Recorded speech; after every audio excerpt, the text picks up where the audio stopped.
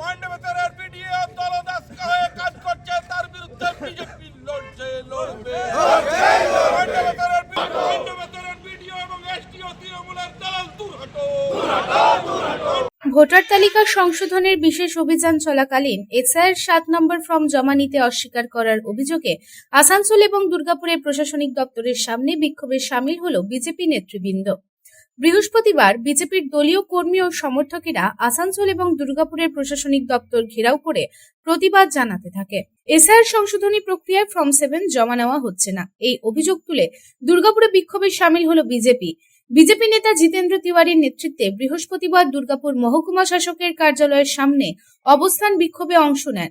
জিতেন্দ্র তিওয়ারির অভিযোগ, নির্বাচন কমিশনের নিয়ম অনুযায়ী সকল নাগরিকের এসআইআর ফর্ম 7 জমা দেওয়ার অধিকার রয়েছে, কিন্তু অন্ডাল বিডিও ও দুর্গাপুর মহকুমা শাসকের তত্ত্বাবধানে থাকা এসআইআর কর্মীরা সেই ফর্ম গ্রহণ করছে না। তাদের দাবি, তৃণমূল কংগ্রেস ভুতুড়ে ভোটারের সাহায্যে জয়লাভ করতে চায় বলেই ভুতুড়ে ভোটার বাদ দেওয়ার প্রক্রিয়া ইচ্ছাকৃতভাবে বাধাগ্রস্ত করা হচ্ছে।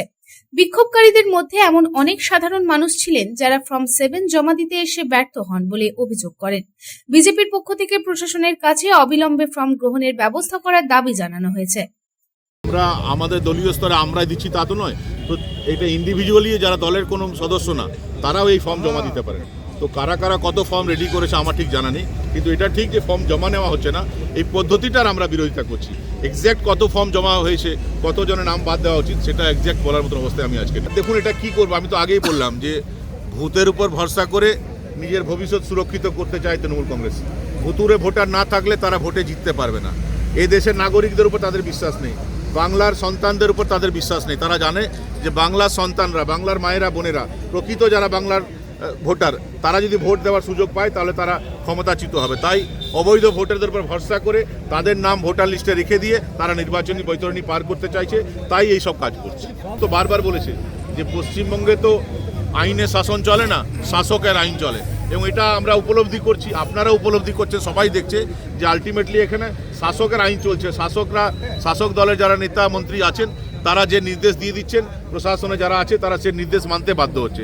এই পরিস্থিতি পরিবর্তন চাই, এবং প্রধানমন্ত্রী নরেন্দ্র মোদীজি যেটা বলেছিলেন যে আসল পরিবর্তন পশ্চিমবঙ্গে আনতে হবে, আসল পরিবর্তন বলতে তিনি যেটা বলতে চেয়েছিলেন এটাও তার মধ্যে একটা। সে কারণে তো উনি স্লোগান দিয়েছেন, বাঁচতে চাই বিজেপি তাই। পশ্চিমবঙ্গে যদি মানুষের মতো বাঁচতে হয় তাহলে বিজেপিকে আনতে হবে। দেখুন আপনারা বিএলওদের সঙ্গে কথা বলে দেখুন, প্রত্যেক বিএলওর সঙ্গে আমাদের লোকেরা যোগাযোগ করেছেন যে এই এত এত নাম, কিন্তু তারা যেহেতু ওই অঞ্চলেই থাকেন, তারা এত ভীত, এত সন্ত্রস্ত, তারা ভয়ে সে নামগুলো বাদ দেওয়ার সাহস পাচ্ছেন না। তো আলটিমেটলি ফ্রি অ্যান্ড ফেয়ার ভোটের জন্য আমাদেরকে এই কাজ করতে হয়েছে, আমাদের সংগঠকদেরকে এই কাজ করতে হয়েছে। অন্যদিকে আসানসোলে এসআইআর ফর্ম 7 জমা না নেওয়ার অভিযোগে প্রশাসনিক ভবনের সামনে বিক্ষোভ দেখান বিজেপি। এদিনের এই বিক্ষোভে উপস্থিত ছিলেন বিজেপির জেলা সভাপতি দেবতনু ভট্টাচার্য, এছাড়াও বিজেপি নেতা কৃষ্ণেন্দু মুখার্জি, জিতেন্দ্র তিওয়ারি, কেশব পোদ্দার সহ অন্যান্য বিজেপির নেতৃবৃন্দ।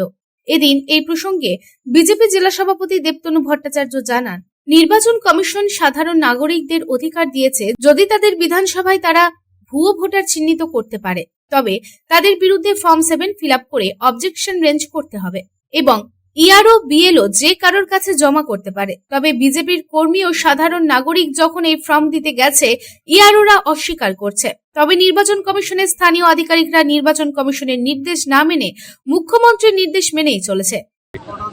নির্বাচন কমিশন সাধারণ নাগরিকদের অধিকার দিয়েছে যে তারা তাদের আশেপাশে, তাদের বিধানসভাতে তারা যদি কোনো ভুয়ো ভোটার চিহ্নিত করতে পারে তাদের বিরুদ্ধে ফর্ম 7 ফিল আপ করে অবজেকশন রেজ করতে পারে।